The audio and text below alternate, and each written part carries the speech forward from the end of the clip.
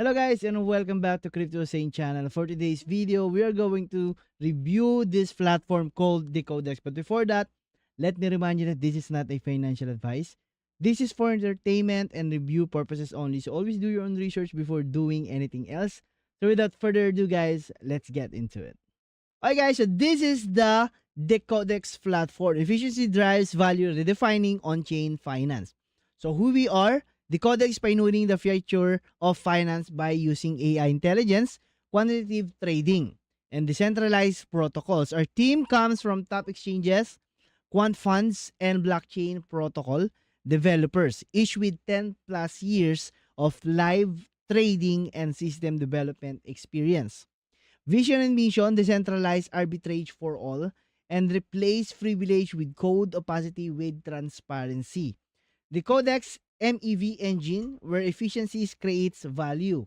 In traditional finance, prices are set by exchange and market makers. On-chain, hundreds of DEX and liquidity pools costs. Constant price differences. MEV, maximal extractable value, capture these efficiencies, restoring balance, stability, and profitability, guys. Okay? The performance has a average monthly return of 15%, transparency, stability, and 180% of annualized target yield. So why the Codex, guys? They have tech-driven efficient execution, multi-chain deployment, BNB, Chain Solana, and more coming. So we have Solana and BNB chain, guys. Stable risk-controlled returns.